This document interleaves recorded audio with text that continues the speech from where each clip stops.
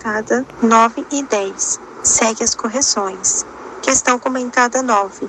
De acordo com o Currículo Paulista Ensino Médio, textos como o de Almeida Garré devem: a.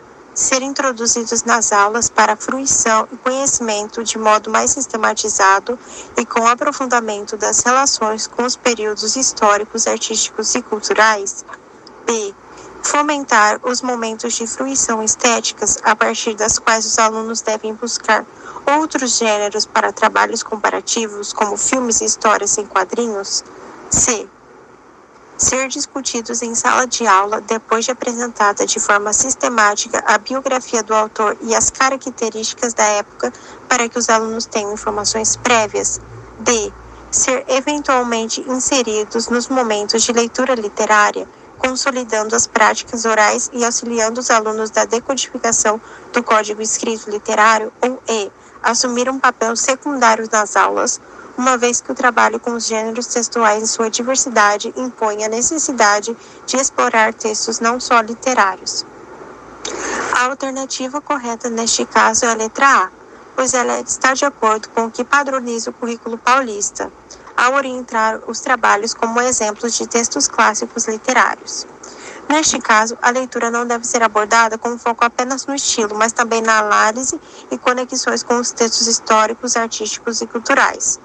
Ou seja, o currículo propõe um ensino sistematizado de leitura, em que as obras clássicas são trabalhadas com profundidade, permitindo que o aluno compreenda seu valor histórico e sua importância cultural. Ou seja, os alunos não devem ser apenas analisar a obra em si, mas todo o contexto e os aspectos que envolveram a sua produção e que refletiram definitivamente nas suas características finais. Dessa forma, a alternativa A é que melhor reflete essa abordagem, ao afirmar que os textos devem ser introduzidos aos alunos para a fruição de conhecimento, de modo a aprofundar as relações com determinado período histórico observado. Questão comentada 10, concurso CED 2301. Cada um de nós, professor ou não, precisa elevar o grau da própria autoestima linguística, recusar com veemência os velhos argumentos que fizemos menosprezar o saber linguístico e individual de cada um de nós. Temos de nos impor como falantes competentes de nossa língua materna, parar de acreditar que brasileiro não sabe português, que português é muito difícil, que os habitantes da zona rural ou das classes sociais mais baixas falam tudo errado. Acionar nosso senso crítico toda vez que nos deparamos com um comando pragramatical e saber filtrar as informações realmente úteis, deixando de lado e denunciando em preferência as deformações preconceituosas, autoritárias e intolerantes. Da parte do professor em geral e do professor de língua em particular, essa mudança de atitude deve refletir, se não na aceitação de dogmas, na adoção de nova postura em relação ao seu próprio objeto de trabalho. A nova postura, defendida por Marcos Bagno, solidariza-se ao contido A. No Currículo Paulista, ensino fundamental, que concebe a língua escrita como sinônimo de língua falada, razão pela qual a oralidade deve orientar as práticas em sala de aula, sobretudo no que concerne a questão de valorização linguística. B. Base Nacional Curricular Comum, que concebe a língua e a linguagem a partir das mudanças históricas que a determinam, razão pela qual é imperativo promover em sala de aula reflexões sobre as evoluções históricas de ambas. C. Nos parâmetros nacionais, língua portuguesa, que concebem as variações linguísticas como constitutivas das línguas humanas, razão pela qual os usos sociais da língua devem ser levados em consideração nas práticas de sala de aula. D. Nos parâmetros nacionais, língua portuguesa, que concebe a variação linguística como inevitável para um país com as dimensões como a do Brasil, razão pela qual a escola deve promover a unificação linguística dos alunos. Ou E.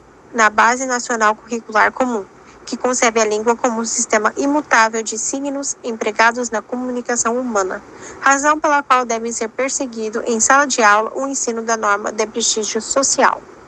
A alternativa correta neste caso é a alternativa C, porque ela está alinhada com a proposta de texto de Marcos Bagno, que defende a valorização das variações linguísticas e o combate ao preconceito linguísticos. O Parâmetro Curricular Nacional, ou seja, os PCNs, compartilham dessa visão ao reconhecer que as variações fazem parte da natureza das línguas humanas e que os diferentes usos da língua devem ser considerados no ensino. Ou seja, deste modo, as alternativas que não sejam essas estão erradas, porque a alternativa A erra ao dizer que a língua escrita é sinônimo da falada, o que simplifica demais uma relação complexa. Já na B, foca na evolução histórica da língua, o que até é relevante, mas não é o ponto central do texto de Bagno. Ou seja, não é isso que Bagno está falando no seu texto. Já a alternativa D contradiz os próprios PCNs ao defender uma unificação linguística. Ou seja, não valoriza a diversidade linguística, contradizendo o que o autor está falando.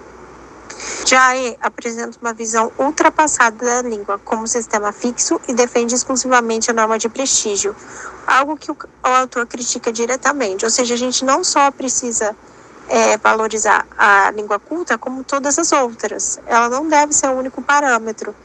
Neste caso, o autor critica a alternativa que propõe somente a valorização